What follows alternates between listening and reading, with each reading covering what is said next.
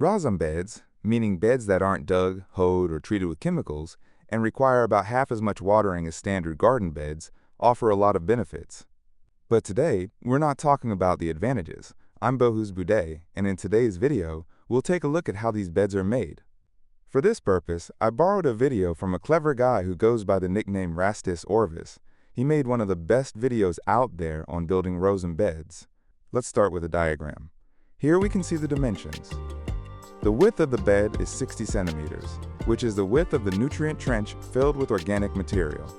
Next to it are the productive ridges where the crops are grown. These are 30 to 35 centimeters wide. The depth of the nutrient trench is 30 to 35 centimeters, depending on the type of bed. There's also the garden-type Rozum bed, which has a depth of 20 centimeters. The one with a depth of 30 to 35 centimeters was named the strawberry or polyculture bed by its creator, Volodymyr Rozum, because it's designed not just for vegetables, but also for small fruits. Now let's take a look at how Rastis builds the bed. Of course, he starts by measuring it out. He marks it precisely using stakes and string. When Volodymyr Rozum himself was building a bed like this, he didn't measure it. He simply did it by eye.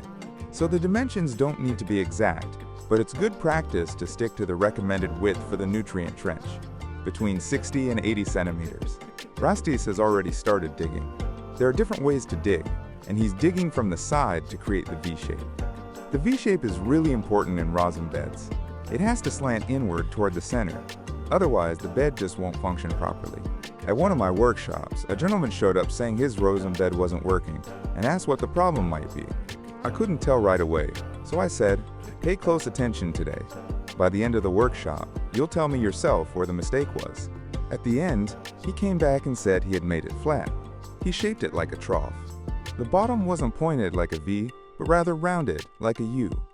That way, air doesn't circulate properly, moisture doesn't form as it should, and organic material doesn't settle correctly along the trench walls.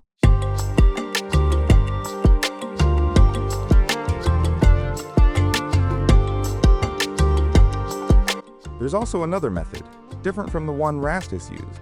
You can first dig out the center with a spade and then cut the sides. He's leveling it nicely with a hoe. He's clearly very precise. You can tell he's a craftsman, probably works with metal or wood. He made a beautiful Rozum bed.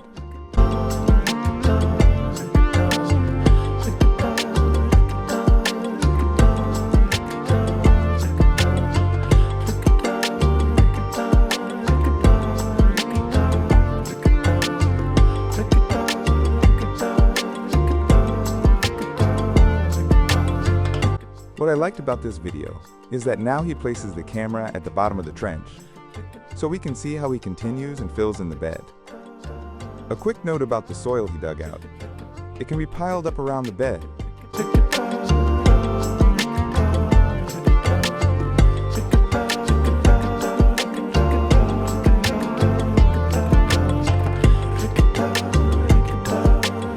Oh look, a cat, our guardian and helper. Around the bed, we form what are called productive ridges, and the remaining soil is spread out to create a grassy path around the bed. The path should be about 60 centimeters wide, so it's easy to walk around with buckets, wheelbarrows, and whatever else we need.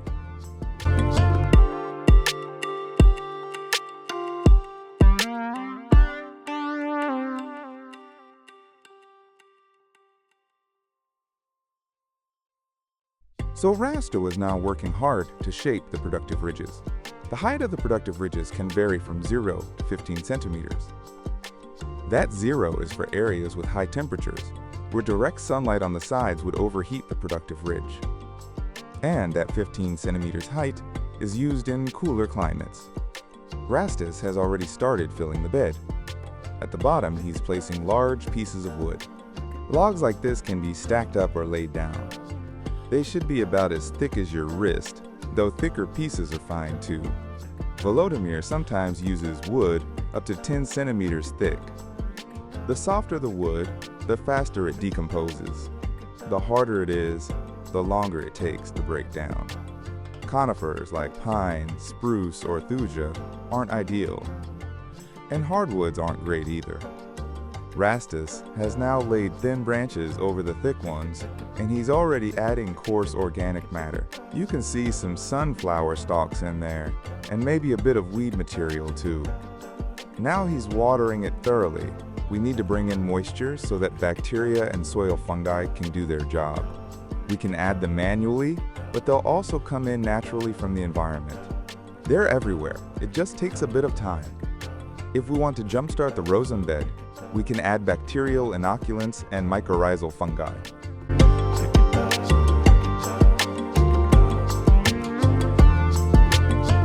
Rastus is placing the coarse organic material and pressing it down. That's a good idea, because there's always enough air between stalks and branches. But if you press down leaves, for example, you might end up with a compacted layer, especially after rain, and air won't get through. So make sure the fill always allows for air circulation. Rastus is now adding the final layer.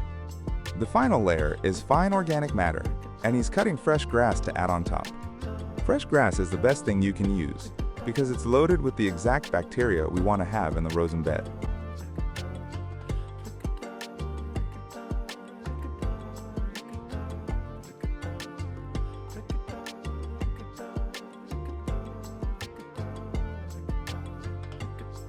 Now he's shaping the productive ridges nicely, so he can plant directly into them.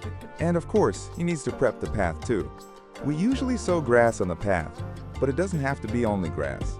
I use grass. It's very practical, especially when it rains. I can walk through the garden with no problem. You could also use wood chips, for example. If you spread a thick layer of wood chips on the path, you'll get water condensation there as well. He even watered the path, probably to get it ready for sowing grass. He's also shaping the productive ridges and getting ready to plant. We can see the nutrient trench is level with the ground, but it can also be mounded higher, even 20 to 25 centimeters up. It can be built as a mound because it will eventually settle. After a week or two, bacteria, fungi, earthworms, and tiny soil creatures of all kinds will get to work, and the fill will start to settle, so it's totally fine to mound the trench.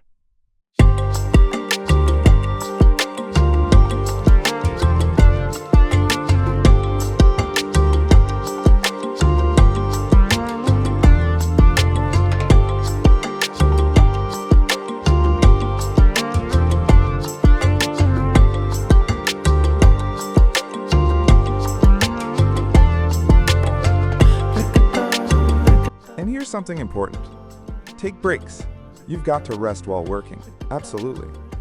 Now this is a time lapse showing how everything comes together and how the bed gradually sinks, which is why it needs to be topped up, and you'll see how the plants grow too. We'll just let the video play now and enjoy seeing all the beautiful things that ended up growing in the Rozum bed.